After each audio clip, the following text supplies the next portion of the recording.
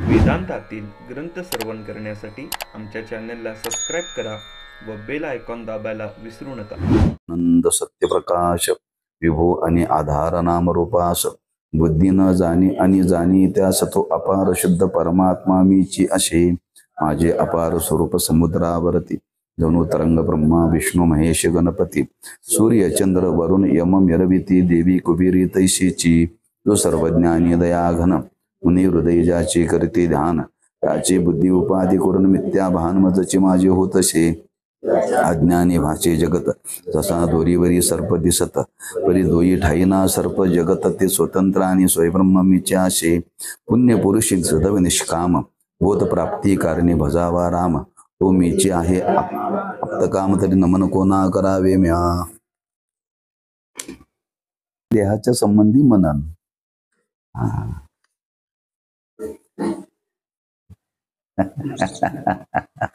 आपलं मनन चालूच आहे. मनन न करणारा माणूस जगात नाही असा नाहीच आहे हो. देहाच्या संबंधाने मनन चाललंय. परमार्थाचे आप होते म्हणजे जिज्ञासूच आहेत ना माणसं प्रपंचाच्या बाबतीत. प्रपंचाच्या बाबतीत माणसं जिज्ञासूच आहेत. त्याच्याकरता रात्रंदिवस प्रयत्न करतायत. तेवढी जिज्ञासा इकडं नाही ना. कोणी काय पण मनन चालूच आहे. मनन काय थांबलेलं नाहीच आहे. पण ते मनन बद्धतेकडे नेणार आहे आणि हे मनन मुक्ततेकडे नेणार आहे. म्हणून तर तुकोबाराय बोलले ना, मुक्त होता परिबळे झाला बद्ध घेऊन या छंद माझे माझे माझ माझ मी माझ मी माझ.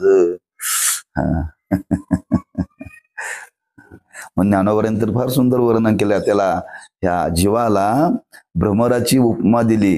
ऋणू झुनू ऋणू झुनू ऋणू झुनू रे भ्रमरा. म्हणजे ते भ्रमर काय करते, सतत आवाज करते. तसं हे भ्रमर मी आणि माझं मी आणि माझं मी आणि माझं याला ऋणू झुनू दोन शब्द वापरले.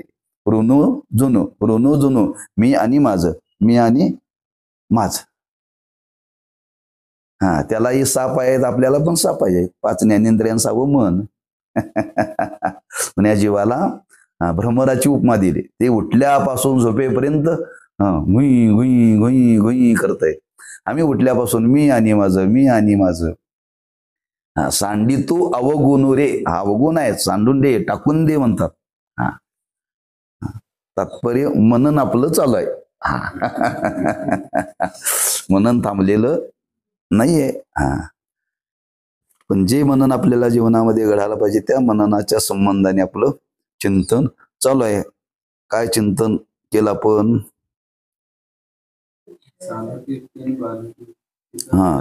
ते करून पुढं आता आपण निघालो. आता साधक झाला, आता बाधक युक्तीचा विचार चालू आहे. बरोबर आहे ना. मग आम्ही सांगितल्यावर म्हणालो व्हायचे. ते पूर्वी नंदी बैल यायचा दारात.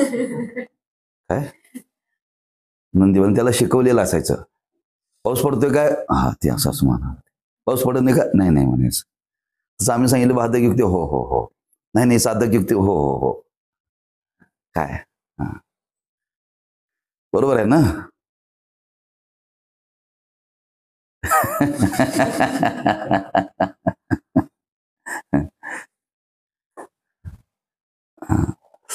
बाधक युक्तीतला चिंतनाचा विषय चालू आहे. त्याच्यामध्ये 5 प्रकारचा भेद सांगितला आणि त्या 5 प्रकारच्या भेदापैकी एका भेदाचा पण विचार केला. कोणता केला? त्याला भेद भ्रांती म्हणतात. जीव आणि ईश्वर याच्यामध्ये भेद आहे अशी जीवाला भ्रांती झालेली आहे. अशी जीवाला भ्रांती झालेली आहे. त्याचा परिणाम मनन करण्याकरता त्याचा प्रतिबंध आहे ना. बाधक जे बाधक आहे, आता ते काय बाधक आहे पहिल्यांदा कळलं पाहिजे ना. खाल्लेलं पचतच नाही, खाल्लेलं पचतच नाही. मग काय खाल्ल्यानंतर पचत नाही याचं निरीक्षण केलं पाहिजे. काय खाल्ल्यानंतर पचत नाही त्याचं निरीक्षण केलं पाहिजे आणि ते बाजूला केलं पाहिजे. तसं त्या मननाला काय बाधक आहे याचा विचार केला पाहिजे आणि त्याला बाजूला केलं पाहिजे. ते बाजूला केलं पाहिजे. जीव आणि ईश्वर याच्यामध्ये भेद नाही असा आपला निश्चय झाला पाहिजे. त्या निश्चयाला हे बाधक आहे. कोणती ही बाधक युक्ती म्हणजे हे 5 प्रकारचे भेद. मग ती बाधक आहे, कसे बाधक आहेत ते आपल्याला कळायला पाहिजे ना. कळेल तर आपल्याला त्याची निवृत्ती करता येईल. जीवाच्या अंतःकरणामध्ये हा भेद आहे, स्वाभाविकच भेद आहे बरं का. जीव ईश्वराविषयी आपण मग थोडेसे मुद्दे घेऊन आलो. जीव अल्पज्ञ आहे, ईश्वर सर्वज्ञ आहे. जीव अल्पशक्तिमान आहे, ईश्वर सर्व शक्तिमान आहे बरं का. ईश्वर व्यापक आहे, जीव परिच्छिन्न आहे. कसं काय जुळायचं हे केलं चिंतन आपण नाही. मग त्या पाठातलं इकडे आलं वाटत. म्हणजे भेद ईश्वराच्या ठिकाणी असलेली लक्षणं, जीवाच्या ठिकाणी असलेली लक्षणं ही उपाधी आहेत. त्या उपाधीचा त्याग केला की उपदेश शिल्लक राहतं. त्याच्यात भेद दिसतो. ईश्वराच्या उपाधीचा आणि जीवाच्या उपाधीचा, त्या उपाधीमध्ये भेद असल्यावर माणसं त्याचा आरोप उपदेहावरती, नामस्वरूपावरती करतात. जीव आणि ईश्वर यांच्यामध्ये भेद नाही, दोन्ही एकच आहेत.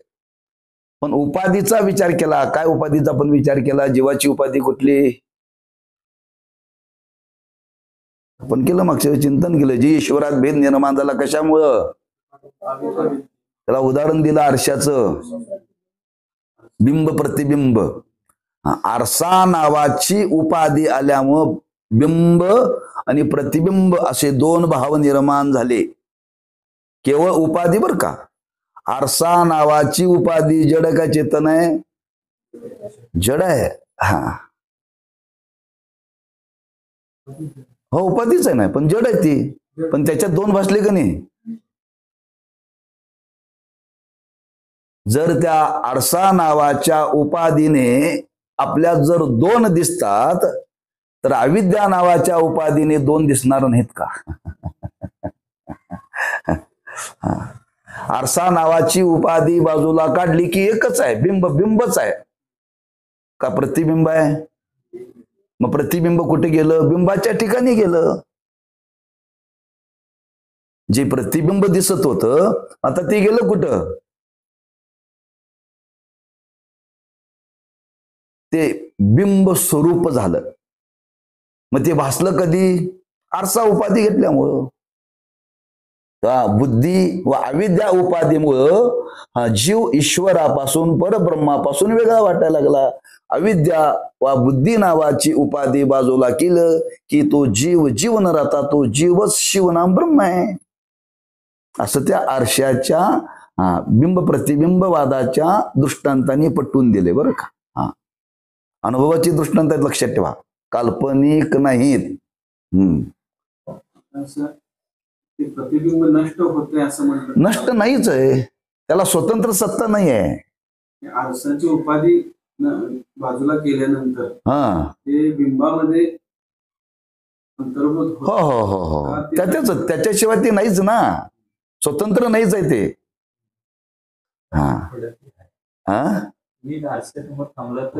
हो ते प्रतीतीला आलं उपाधीमुळं. पण बिंबा वाचून प्रतिबिंब स्वतंत्र नाही. मग ते का प्रतीतीला आलं? उपाधीमुळं. मग 2 आहेत का? नाहीये. मग 2 कधी वाटले? उपाधीमुळं. पण जो पाहणारा खराच तो निश्चयवादी असतो, तो म्हणतोय पाहणारा मी आणि यातला दिसणारा मी असं वेगळं कधी वाटतं का? नाही वाटत. तसं जीव आणि ब्रह्म मी वेगळा आहे असं मला वाटतं ना. आम्हाला असं आरशाच्या समोर बघून सुद्धा मी माझ्या स्वरूपापासून वेगळं नाही यात निश्चय आपला.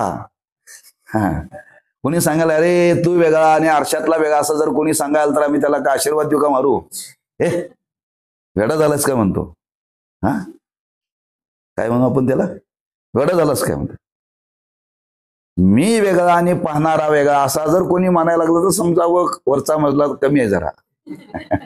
वेळ आहे तो. म्हणजे आपण आपलं स्वरूप आरशामध्ये पाहत असताना आपल्या मनात किंचित तरी त्याच्याविषयी शंका आहे का? ती स्वरूपाविषयी निर्माण झाली पाहिजे अशी धारणा. मग का होत नाही? का होत नाहीत? सोपं उत्तर, आनंद जन्माचे संस्कार. आनंद जन्माचे संस्कार. रोज आपण आरसा बघतो तसा परमार्थ रूपी आरसा रोज आम्ही बघत नाही ना. वर्णन केलंय शास्त्रामध्ये. ब्रह्मलीन रंगनाथ महाराज परभणीकर गुरुजी सांगायचे प्रवचनातून. प्रपंच करणाऱ्या लोकांना सांगायचे, हे बघा प्रापंचिक लोकांनी आरशात बघितल्याशिवाय बाहेर जाऊ नये. ते ब्रह्मचारी होते पण ते सांगायचे आरशात बघितल्याशिवाय गृहस्थाने प्रापंचिक लोकांनी बाहेर पडू नये, पण ब्रह्मचार्याने आरशात कधी बघू नये. आज उलट आहे, ब्रह्मचारीच आरशात बघतात. प्रापंचिक माणसं आरशात बघत नाहीत. म्हणजे प्रपंच करणाऱ्याने आरशात बघूनच बाहेर जावं. बरोबर आहे ना? तसं परमार्थ करणाऱ्याने सुद्धा आरशात बघावं. कुठलं? संतांचं वाङ्मय. ज्ञानेश्वरी म्हणजे आरसा आहे. गाथा म्हणजे आरसा आहे. आपलं त्यात प्रतिबिंब पडतं. आपलं काय स्वरूप आहे त्यात सांगितलंय ना. आपण बघतोय कधी? आरशात बघायची सवय पाहिजे हो. ती नसल्यामुळं हा निश्चय होत नाही ना. त्यात रोज बघतो प्रत्येक माणसं क्षणाला बघतात कुठला केस पांढरा झालाय.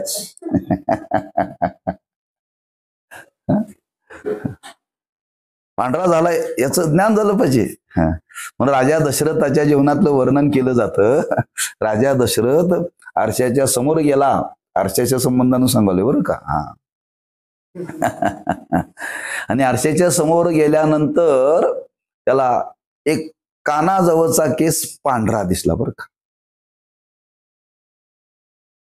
आणि कानाजवळचा केस पांढरा दिसल्यानंतर तो राजाने विचार केला आता आपण गादी सोडली पाहिजे आणि आता रामाला गादीवरती बसवलं पाहिजे.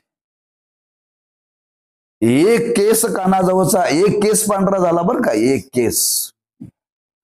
गुरुवरी सक्री महाराज गमतीने सांगतात कानाजवळचाच का, तर तो कानात सांगत होता म्हणून कानाजवळचा.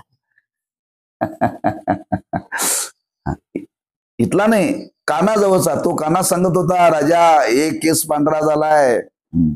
म्हणून महाराज विनोदानं सांगायचे आता रामाचे केस सगळे पांढरे झाले.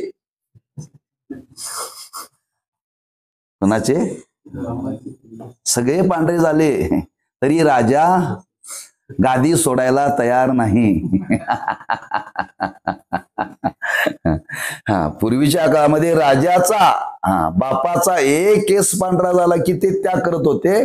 आता रामाचे सगळे पोराचे पांढरे झालं तरी बाप कमरेची किल्ली सोडत नाही. तात्पर्य आरसा नावाची उपाधी आहे आणि आरसा नावाच्या उपाधीने बिंब प्रतिबिंब, त्या बिंबापासून ते प्रतिबिंब आपल्याला पाहायला मिळतं. पण पाहत असताना पाहणारा आणि ज्याला पाहिलं जातं हे वेगळे नाहीत. जरी दोन वाटत असले तरी ते एकच आहे. एकच आहे. तसं जीव आणि ईश्वर हे दोन जरी वाटत असले तरी एकच आहे. असा बाद वृत्तीने चिंतन करावं. याला म्हणतात बाधक वृत्ती. ही मनन करण्याची पद्धत बरं का. पण पहिला विचार झाला तुम्ही अभ्यास करत नाही असू दे. मला तर कुठं वेळ आहे तुमचा अभ्यास घेऊन शिकवावं, मला पण तेवढा वेळ नाही. वेळ असता तर मी तसं तुम्हाला शिकवलंच नसतं ना. पण मला पण वेळ कमी, गुरुजी तसाच आणि विद्यार्थी पण तसेच. ते आदरणीय चंद्रशेखर महाराज सांगायचे बरं का, ते खंदारकर महाराजांच्याकडे पंचदशीचे श्लोक शिकायला जात होते. पंचदशीचे श्लोक त्यांचा नियम होता, रोज 5 श्लोकाची संथा द्यायची. दुसऱ्या दिवशी गेल्यानंतर कालचे पाठ झाल्याशिवाय पुढची पाठ देत नव्हते. ते पाठ करून यायचो, रोज रोज पाठ करून यायचं बरं का. तिथे गेलं की कालचे पाठ झालेले म्हणून दाखवायचे, मग पुढचे पाठ द्यायचे बरं का, त्याशिवाय ते देत नव्हते. ही शिकवण्याची पद्धत आहे. मागचं चिंतन केल्याशिवाय पुढचं शिकवायचं नाही. आमचं मागचं सपाट पुढचं पाठ, नियम शिकत नव्हते.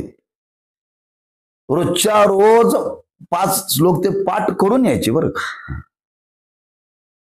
आणि एक दिवशी त्यांना काहीतरी काम निघालं काहीतरी घरात, आणि नेहमीप्रमाणे पाठाला गेले. म्हणजे श्लोक म्हणले पाठ झाले नाहीत म्हटले. श्लोक तेव्हा रागावले बरं का खंदारकर महाराज.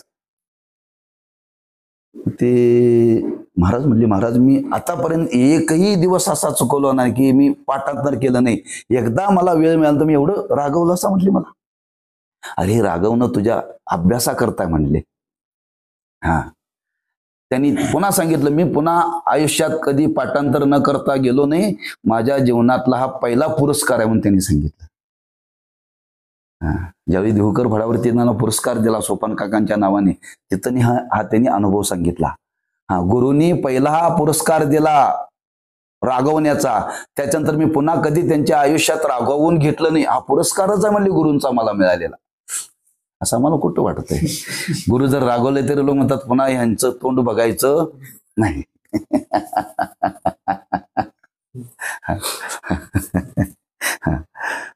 असं अभ्यास केला पाहिजे. आधीच आपल्याला विद्यार्थी मिळत नाहीत. तेव्हा पहिला जीव ईश्वराचा भेदाचा विचार आपण केला, तेव्हा ऐकलेलं जरा ऐकत जा, सांगितलेलं वाचत जा. याच्यावर टिप केलं तर अधूनमधून ऐकत जा संध्याकाळची. रोज त्याचं थोडस रियाज केलं पाहिजे.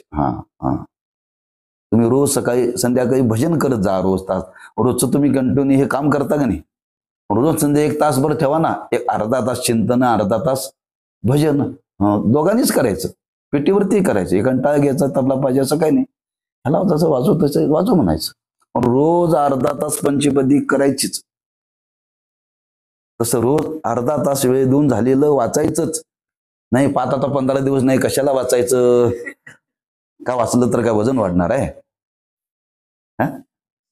ते जिवंत राहील ना चिंतन. तेव्हा जीव ईश्वराच्या भेदातून जी आज जीवाला निर्माण झालेली भ्रांती आहे, ती भ्रांती निवृत्त करण्याकरता ते द्वैत त्याच्यातून बाजूला केलं पाहिजे. त्याच्याकरता हा दृष्टांत देऊन आपल्याला मी कोण आहे, मी सच्चिदानंद स्वरूप आहे, हा बोध होण्याकरता, हा निश्चय होण्याकरता हा पहिला विचार मांडला. त्यातला दुसरा आता विचार सांगतात की जीव जीवाचा भेद. जीव जीवाचा भेद. जीव आणि जीवात परस्पर भेद आहे असे वाटणे ही भ्रांती होय. प्रत्येक ह्या भेदाच्या मागे भ्रांती शब्द येतोय बरं का. भ्रांत आहे. जसं जीव आणि ईश्वराविषयी आपल्या जीवनात भेदाची भ्रांती आहे, तशी जीव जीवामध्ये सुद्धा भेदाची भ्रांती आहे. या भ्रांतीमुळेच जीव परस्पराविषयी द्वेष मत्सर करतात बरं का, व त्यामुळे दुःखासच प्राप्त होतात. म्हणून हा भेद भ्रमही हितावह नसून भयावह आहे. हे सर्वानुभूत आहे. या भ्रांतीच्या निवृत्तीसाठी घटाकाश या दृष्टांताचा विचार करू. आता आपल्याला हे सांगतात की जीवजीवाचा भेद, हा जीवजीवाच्या भेदातून जी भ्रांती निर्माण झाली त्याचा परिणाम काय झाला? द्वेष आणि मत्सर समाजामध्ये वाढले. द्वेष आणि मत्सर होण्याला कारण जर काय असेल तर जीवजीवाचा भेद. संतांनी वर्णन केले, कोण्याही जीवाचा न घडो मत्सर. हे अशी किती जरी कीर्तन सांगून जरी लोकाला सांगितलं तरी परिणाम होणार नाही का?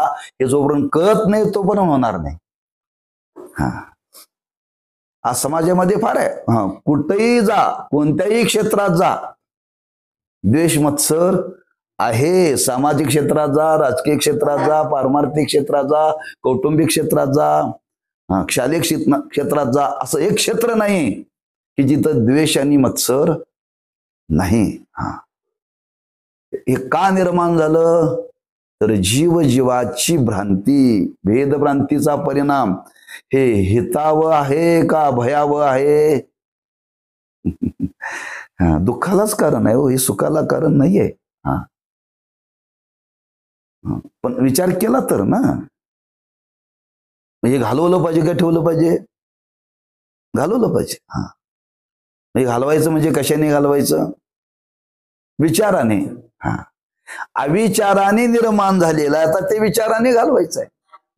म्हणजे याला काहीही खर्च नाही. याला काही खर्च नाहीये. ज्याचं जन्मताच टक्कल आहे त्याच्या डोक्यावरती केसच येत नाहीत, पण नेहमी केस येतात, त्याला काढावे लागतात महिन्या महिन्याला. महिन्या महिन्याला जे खर्च आहे की नाही, मग केस काढायचा खर्च येऊ नये असं जर वाटत असेल तर काय पाहिजे? जन्मता टक्कलच पाहिजे. ते आपल्याला मान्य नाही. मी कशा करता सांगलोय?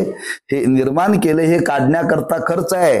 साधे अंगावरचे डोक्यावरचे केस काढण्याकरता जर पैसे लागतात तर भेदभ्रांती काढायला का पैसे लागतात?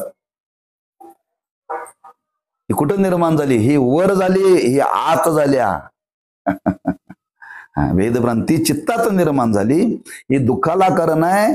तेव्हा ही निवृत्त केली पाहिजे. आता ती निवृत्त करायची कशी करायची? जीव ईश्वराच्या भेदाची भ्रांती निवृत्त करण्याकरता तसा बिंब प्रतिबिंबाचा दृष्टांत दिला, तसं या भ्रांतीची निवृत्ती करण्याकरता दृष्टांत देतात. कोणता देतात? घटाकाश. या आकाशाच्या द्वारे आपल्याला ती निवृत्ती करायची आहे, या दृष्टांताच्या द्वारे. बरं का? या घटाकाश या दृष्टांताचा विचार करू. तो असा की निरअवयव असणारे मूळ महाकाश हे सर्वत्र व्याप्त आहे. निरअवयव म्हणजे आकाशाला अवयव नाहीत. आकाशाला अवयव आहेत? कान, पाय, डोळे, हात, पोट, काय आहे? काहीच नाही त्याला.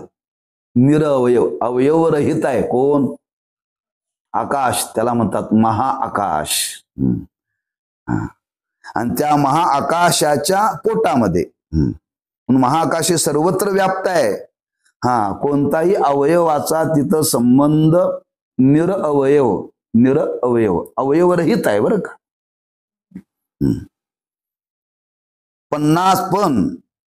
50 घटात व्याप्त असलेल्या महाआकाशाच्या कल्पित अशा प्रत्येक भागास घटाकाश असे नाव प्राप्त होते.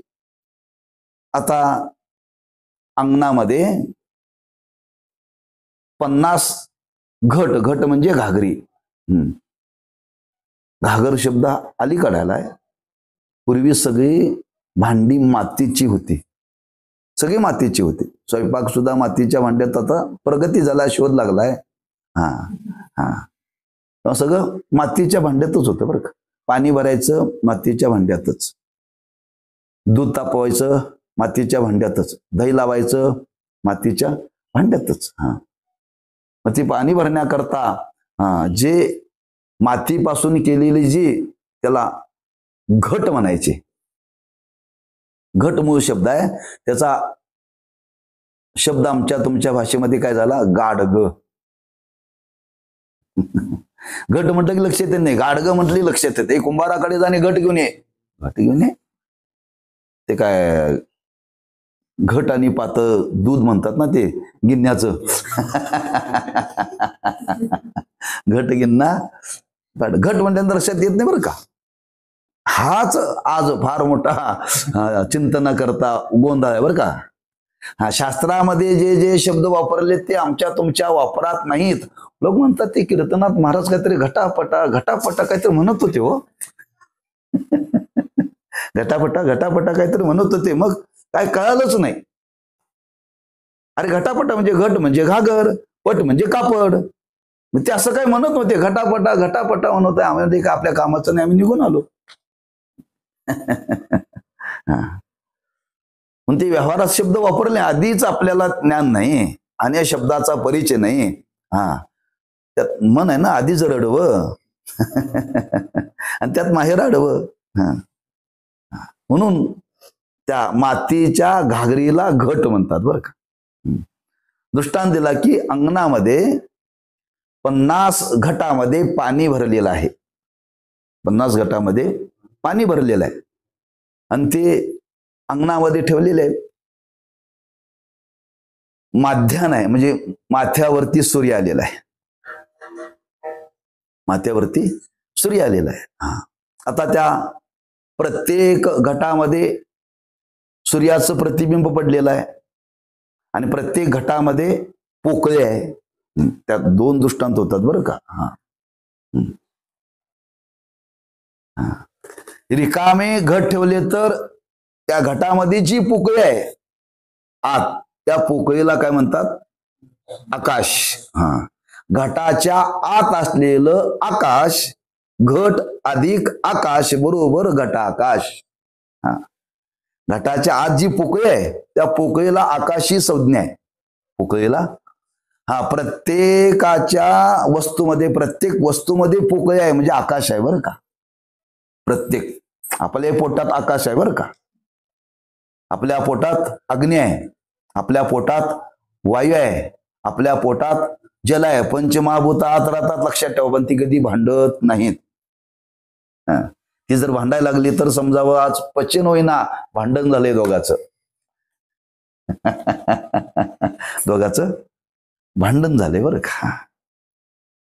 मग ती त्या घागरीच्या आत जी पोकळी आहे त्याला काय म्हणतात, घटाकाश.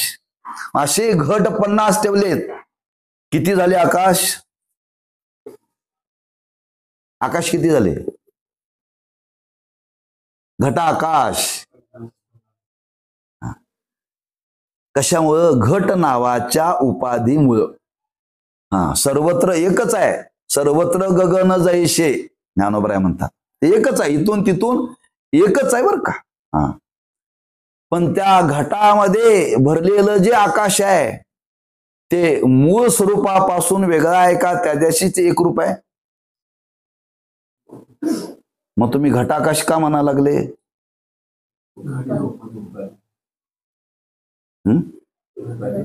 घट नावाच्या उपाय. घटमट झाले आकाशाचे पोटी. तुकोबारांचा अभंग आहे. घटमट, मठ म्हणजे आपण बसलो याला, इथे आकाशच आहे. हे कोणाच्या पोटात झाले? आकाशाच्या. आकाशाच्या पोटामध्ये घटमट झाले आकाशाचे पोटी, वचनेची तुटी तेतेची ते. आता ते घटातला आकाश काढायचा आहे, मठातला आकाश काढायचा आहे, काय कुळाऱ्या काट्या कुद घ्यायला पाहिजे. वचनेची तुटी तेतेची ते. विचारानेच, बोलण्यातूनच ती निवृत्ती होते बरं का. म्हणजे घटाकाश, मठाकाश, आकाशाला ते आकाश सोडून नाही, पण घट नावाच्या उपाधीच्या संबंधाने घट आकाश ही संज्ञा प्राप्त झाली, पण महाआकाशापासून ते वेगळं नाही. बरोबर आहे? एकच आकाश आहे पण 2 वाटायला लागले. म्हणून इथं त्यांनी वर्णन केलं काय, 50 घटात व्याप्त असलेल्या महाआकाशाच्या कल्पित अशा प्रत्येक भागास घटाकाश असे नाव प्राप्त होते. ती घटाकाशे घटाच्या उपाधीमुळे भिन्न भिन्न दिसत असली तरी तो त्या घटाकाशाचा परस्परामधील भेद हा औपाधिक कल्पित असल्यामुळे ती घटाकाशे तत्वता व्यापक महाकाशाहून भिन्न नसून एक रूपच आहेत. त्याचप्रमाणे अनेक बुद्धीच्या उपाधीने एकच शुद्ध चैतन्य भिन्न भिन्न रूपे करून जीव रूपाने भासत असले तरी तो भेद कल्पित असल्यामुळे सर्व जीव तत्वता अधिष्ठानभूत ब्रह्मचैतन्याहून भिन्न नसून एकच आहेत असा निश्चय करावा आणि परस्परातील द्वेष मत्सर यांचा त्याग करावा. बरं का? काय सांगितलं? उपाधी लक्षात ठेवा. घट नावाच्या उपाधीमुळं त्या महाआकाशापासून वेगळं समजलं जातं. हे आकाशात झालेला भेद बरं का. कुठला विचार चाललाय आपला? जीव जीवातला भेद. महाआकाश आणि घटाकाश. या घटातला आकाश वेगळं, त्या घटातला आकाश वेगळं. घटात सुद्धा भेद. बरोबर आहे नाही? महाकाश घटाकाश बिंब प्रतिबिंब हे टाईप कुठं लावायचे? हो विचारानं हो, मेडिकल मध्ये गोळ्याच आहे तो. पण कुठली कधी खायची ती डॉक्टरलाच कळतंय. गोळ्यात मग कुठली तर खाऊन चालेल का? सगळ्या गोळ्या तिथंच आहेत तो. पण कुठली गोळी कधी खायची हे कोणाचे म्हणते त्या औषधावरती लिहिलेलं असतं. औषध घ्या पण डॉक्टरच्या सल्ल्याने घ्या. तसे हे ग्रंथ वाचा पण कोणाकडून तरी सोडवून घ्या. कोणाकडून तरी सोडवून घ्या. वाचून कळत नाही. पोट दुखायला म्हणजे तुम्ही गोळी घ्यायला गेला दवाखान्यात, तो म्हणले देणारा विचारते डॉक्टरने सांगितलंय का? डॉक्टरने सांगितले काय? नाही. मग ते म्हणजे मी देत नाही गोळी. बरं का? काही रिॲक्शन आलं तर तसंच आहे. म्हणून एकाच महाआकाशाच्या पोटामध्ये हे घट ठेवले, पण प्रत्येक घटातला आकाश एक म्हणतो का पण वेगळं म्हणतो? वेगळं म्हणतो. त्याला कारण काय? उपाधी. आकाश दोन नसून आकाश एकच आहे. पण घटाच्या संबंधाने दोन आकाश आपण मानले. म्हणून 50 घट हा इथं विचार का मांडला?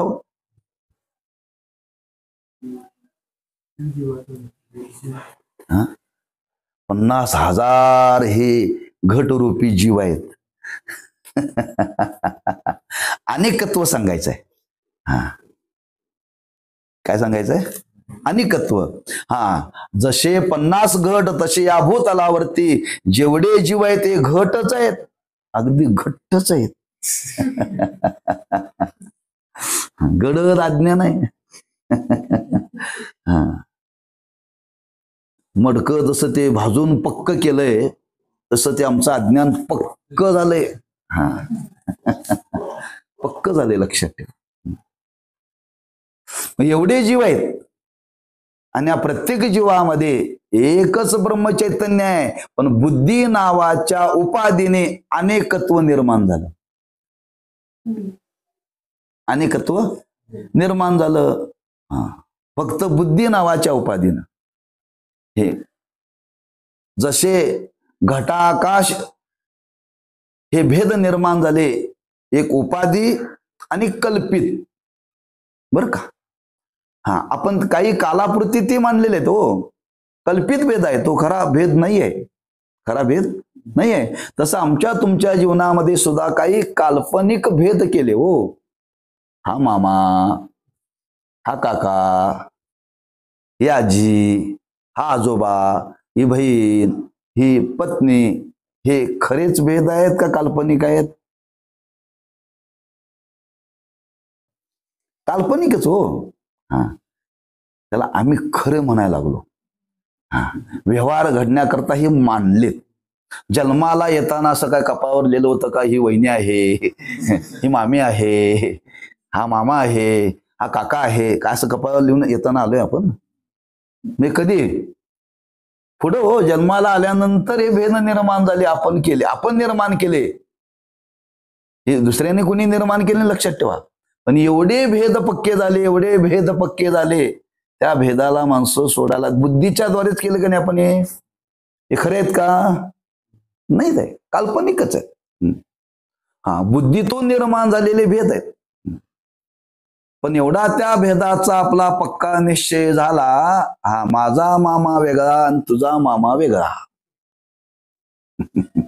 माझी आई वेगळी तुझी आई वेगळी, माझा भाऊ वेगळा तुझा भाऊ वेगळा. म्हणजे उपाधीमुळं आणि काल्पनिक आहेत. तसं घटाकाश हा उपाधी आणि त्याच्यामध्ये मानले जातात, ह्या घटात आकाश आहे, त्या घटात आकाश आहे, त्या घटात आकाश आहे, कल्पना केली. पण एकच आहे, अनेकत्व त्याच्या ठिकाणी नाही आहे. तसं महाआकाश आणि घटातला आकाश, घटातला आकाश याच्यामध्ये भेद नाही, महाआकाशाची आणि ते एकच आहे. तसं जीवरूपी घट, सर्वा घटी राम, इथं देहाला घटच म्हटलंय. कोणी म्हटलंय? कशात म्हटलंय? ज्ञानेश्वरीत. हटापाटा हरिपट वाचती रोज ना? नाही, मग ते साशंक झालं ना, कशात सांगावं. हरिपट रोज वाचला पाहिजे. सकाळी किंवा संध्याकाळी नेमाने वाचलाच पाहिजे हरिपाठ. लोकांची धारणा आहे आमच्या गागात माग आहे. आम्ही का नवरात्र बसले अंबाबाईला जायला? मसोबाला जा.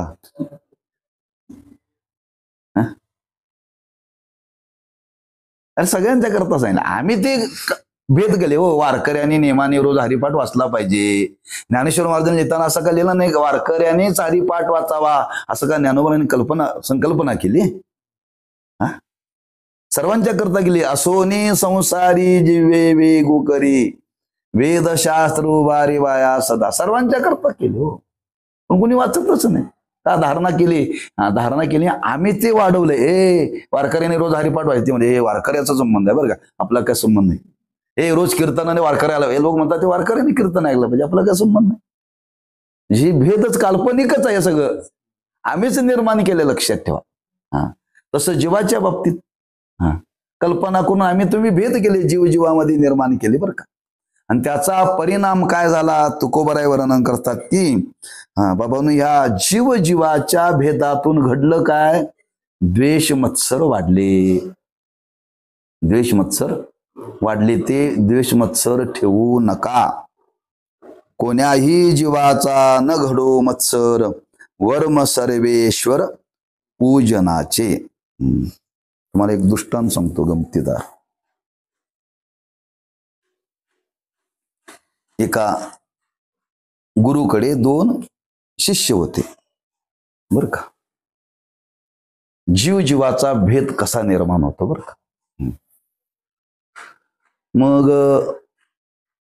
एकाने डावा पाय दाबायचा आणि एकाने उजवा पाय दाबायचा. दोघांनी कामं वाटून घेतली बरं का. त्याने यायचा डावा पायाची सेवा करायचं, निघून जायचा. यानं उजव्या पायाची सेवा करायची, निघून जायचा. एक दिवशी उजव्या पायाची सेवा करणारा तो म्हटला, गोपाळ मी 2 दिवस गावाला जाणार आहे, तेव्हा काय कर, तेव्हा 2 दिवस उजव्या पायाची पण सेवा कर बरं का. त्याची धारणा झाली की माझ्या वाट्याला आलेला डावा पाय माझा आहे आणि उजवा पाय गोपाळचा आहे. हा चांगला दाबायचा, हा कसा दाबला तरी चालतोय.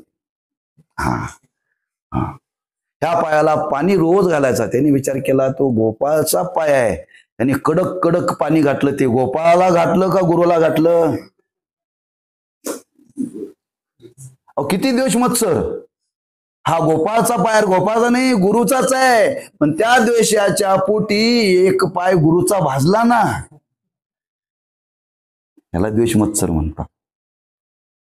जीव कोणाचा चाललाय? शिष्याचा चाललाय का गुरुचा चाललाय?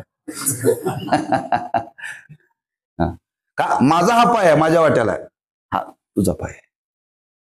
म्हणजे किती दिवस मत्सर हो. हा याच्यावरून तुम्ही जगात कल्पना करा काय काय काय काय चाललेलं आहे. हा गुरुवारी साखरे महाराज तर नेहमी सांगत असतात, दृष्टांत देतात. कीर्तनात नेहमी आपण ऐकलं असेल, एखाद्याच्या घरामध्ये दोन मुलं असतील, पूर्वी अशी पद्धत होती, एखादा पाहुण्याचा मुलगा आपल्या नातेवाईकाकडे शिकायला ठेवायचा. जवळच्या संबंधाने, आपल्याकडे शाळा नाही, इथं शाळा आहे, याच्या संगतीनं हा अभ्यास करेल म्हणून ठेवला जायचा बरं का. मग ती जेवायला वाढताना ती आई काय करायची माहितीये का, आपल्या मुलाला गरम गरम भात वाढायची आणि पाहुण्याच्या मुलाला शिळा भात वाढायची. हा माझा आणि हा पाहुण्याचा जीवातला भेद बरं का. परिणाम काय, एकाला शिळ आणि एकाला ताज. आपल्या मुलाला भात वाढताना असा भाताचा ढेकळ वाढायचा आणि पाहुण्याच्या मुलाला वाढताना भात फोडून वाढायचा. फोडलेला भात दिसायला जादा असतो, ढेकळातला भात दिसायला कमी असतो पण जास्त असतो. आणि ही भावना का, हा माझा मुलगा आणि हा पाहुण्याचा मुलगा, हा कशाचा परिणाम, जीवाचा भेद. हा माझा मुलगा, हा काकाचा मुलगा. दिसते की हा कितीतरी अशी उदाहरण आहेत. उदाहरण देतात, एकाने शेतातून ऊस आणला. ऊस आणल्यानंतर वरचा ऊस आणि खालचा ऊस फरक आहे. वरचा ऊस वाढ जादा असते, गोड कमी असते, आणि खाली मुळाचा आणि ते ऊस मोडला आणि ऊस मोडल्यानंतर दोन्ही मुलं धावत आली, भावाचा मुलगा आणि आपला मुलगा. धावत आल्यानंतर याला वाटलं आपल्या मुलाला मुळाकडचा ऊस गेला पाहिजे. ह्याचा मुलगा होता डाव्या बाजूला आणि भावाचा मुलगा होता उजव्या बाजूला. यानं काय केलं, असा हात केला बरं का. होते असे ऊस, पण आपला मुलगा इकडे आल्यानंतर हात असा केला. हे घरातल्या लोकांनी पाहिलं, आपल्या मुलाला चांगला ऊस दिला आणि आमच्या मुलाला वाड्याचं दिला, सांगितलं उद्यापासून मध्ये भिंत घाला. जीवाचा भेद. किती आहे, घरात आहे, दारात आहे, गल्लीत आहे, मग अगदी सांगा गल्लीतून दिल्लीपर्यंत आहे. हा भेद बरं का. भेदभ्रांती लक्षात ठेवा. आणि संत सांगतात, कोण्याही जीवाचा न घडो मत्सर. असा प्रत्येकाच्या अंतःकरणामध्ये पक्का भेद झालेला आहे. तेव्हा जीव हे दोन नसून एकच आहेत, पण आम्ही दोन मानलेत म्हणून दृष्टांत लक्षात ठेवा. कुठला, आकाशाचा, घटाकाशाचा. 100 घट घ्या, 200 घट घ्या, या घटातलं आकाश वेगळं आणि त्या घटातलं आकाश वेगळं असं नाहीये. तसे कितीही जीव घ्या, जीव वेगळे नाहीत आहे. फक्त जीव नावाची उपाधी, बुद्धी भिन्न मानली जाते, पण सर्वांमध्ये चैतन्य मात्र एकच आहे. म्हणून हा भेद काढून टाका. कोणाचा द्वेष करू नका, कोणाचा मत्सर करू नका. म्हणून कोण्याही जीवाचा न घडो मत्सर. म्हणून जीवात भेद भासतो, तो कल्पित. वास्तविक सर्व जीव ब्रह्म चैतन्य रूप आहेत असे जाणून कोणत्याही जीवाचा मत्सर करू नये. हेच त्या सर्वात्मक, सर्वव्यापक ईश्वराच्या पूजनाचे मुख्य वर्म आहे. आणखी काय प्रमाण दिले, देव अवघे जीव अवघे, देव खोटा नागवी संदेह. जीव हा देव स्वरूपच आहे. अवघे, जीव अवघे, जेवढे म्हणून जीव आहेत ते सगळे देवच आहेत.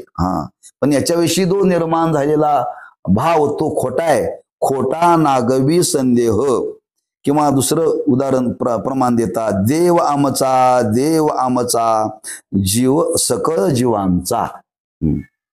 सकळ जीवामध्ये देव एकच आहे. आपण सगळे जीवस्वरूपच आहोत, देव स्वरूपच आहोत, आपण एकच आहोत. आपल्यात कुठलाही भेद नाही आहे. हा देव आहे, देव आहे, जवळी आम्हा अंतर बाहेर. देव आहे, देव आहे कुठं आहे? आत आणि बाहेर सर्वांच्या एकच आहे, त्याच्यात वेगळेपण काहीही नाही. म्हणून जो भेद आहे तो भेद टाकून द्या. याचा भावार्थ असा की देव आमचा आहे, निश्चय करून देव आमचा आहे, कारण तो देव सकळ जीवांचा उपजीव्य भूत किंवा अधिष्ठान भूत, सर्वात सत्ता स्फूर्ती प्रदान करणारा जीवच आहे. म्हणून तो देव आमच्या अतिजवळ नितांत सन्निहित किंबहुना सर्वांचे आमचे मूळ तात्विक स्वरूप असून तोच अंतर्बाह्य अधिष्ठान रूपाने साधारण व्यापक आहे. म्हणून जसं महाआकाश आणि त्या महाआकाशाप्रमाणे घटाच्या संबंधाने भेदाच्या वृत्तीने अनेकत्व जरी भासत असले तर एकच आहे, तसं या जगतामध्ये अनेक जीव बुद्धीच्या उपाधीने भिन्न भासत असले तरी ब्रह्मचैतन्य मात्र एकच आहे हे समजून घ्या. पुष्कळ प्रमाणे याच्या करताय शोधून काढा. या संबंधाने अभ्यास केला पाहिजे ना, शोधली पाहिजेत. एक नमुना दिला की ते शोधलं पाहिजे, अभ्यास केला पाहिजे, ते निवडलं पाहिजे ना. असू दे, तुम्हाला वाटतं आता आम्हाला कुठं प्रवचन करायचं आहे, कुठं कीर्तन करायचं आहे. प्रवचन कीर्तन करायचं असलं शोधाशोध घेतली असते ना. काय करायचंच नाही आपल्याला. अरे करायचं नाही, पण समजून घेण्याकरता करा ना, समजून घेण्याकरता करा. लोकाला जीव घालायचं नाही, पण तुम्हाला जेवायचंय का नाही, निवडताच खातायचा. लोकालाही खाऊ घालण्याकरता निवडूनच खाऊ घालावं लागतं आणि आपल्यालाही खाण्याकरता निवडूनच. तसं जरी लोकाला सांगण्याकरता जरी नाही जमलं तर आपल्याला याचा आनंद मिळण्याकरता तरी निवडा ना, अभ्यास करा ना. म्हणून सारांश, सर्व जीव देवस्वरूप आहेत आणि त्या परस्परामधील भासणारा भेद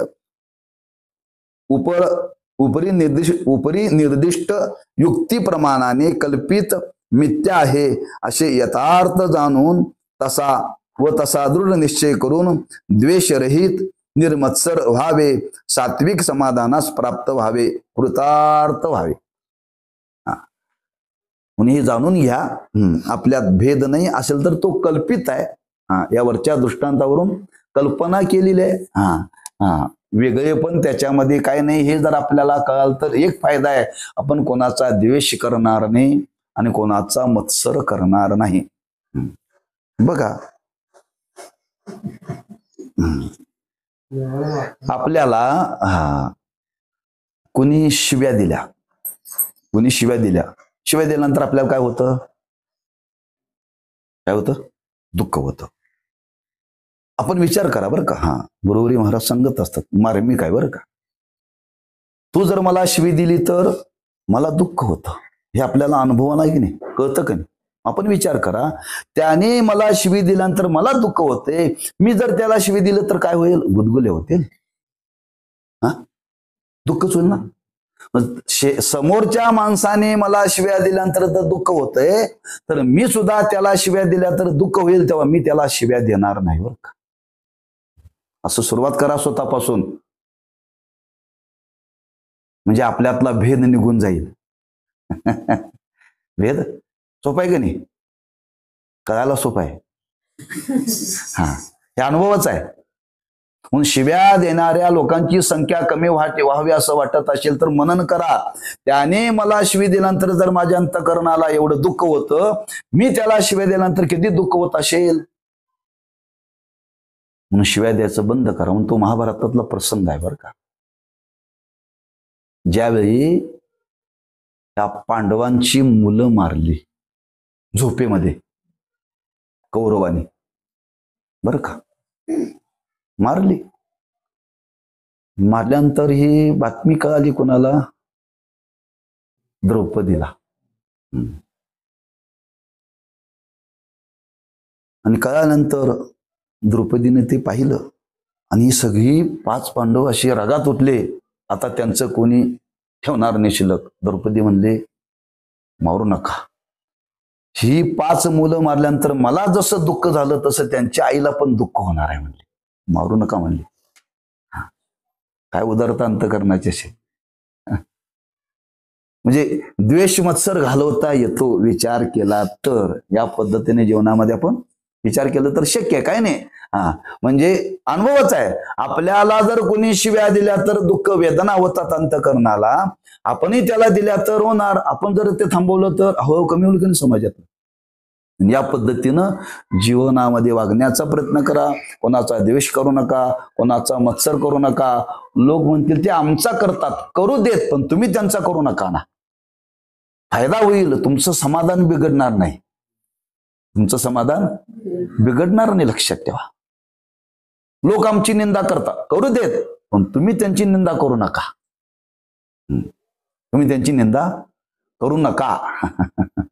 शंका येते, समजा आता समोरच्या जीवाने आपला द्वेष केला, आणि आपल्याला त्याचा द्वेष करायचा नाही, त्याच्यात दोष पण बघायचा नाही, त्याला राग द्वेष न करता त्याच्यापासून म्हणजे दूर राहिलेलं चांगलं. दूरच की.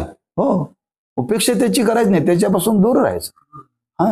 त्याला कुठला प्रतिकार करायचाच नाही. प्रतिकार करायचं नाही. बघा ना, अहो तुकोबारांच्या जीवनातला प्रसंग बघा. त्या मंबाजी गोसाव्याने तुकोबारांचं हे मोठेपण बघवलं नाही, द्वेष केला. द्वेषापोटी मारलं त्यांना. काट्याच्या काठीनं जे मारलं ना, द्वेषाच्या पोटी मारलं. दुसरं कारण याच्या मग काहीही नाही. गोसावींचे ते ब्राह्मण. आम्ही ब्राह्मण असून आमचं कोणी ऐकना, आम्हाला कथा कीर्तन करता येईना. हा मराठा आणि कीर्तन करायला लागलाय. द्वेष निर्माण झाला, लक्षात ठेवा. आणि द्वेषापोटी त्यांची फजिती करायची म्हणून त्यांनी ते काट्याच्या काठीने मारलं. काट्याच्या काठीने मारलं. तुकोबराय शांत राहिले, काहीही बोलले नाहीत. बरं का. तुकोबाराय घरात आले, संध्याकाळी कीर्तनाला लागले. कीर्तनाला गेल्यानंतर ते मंबाजी गोसावी रोज कीर्तनाला येऊन बसत होता बरं का. अशी बरीच मंबाजी गोसावी आज पण आहेत. गावभर महाराजांची निंदा करायची आणि पुन्हा ऐकायला महाराजांच्या समोरच बसायचं.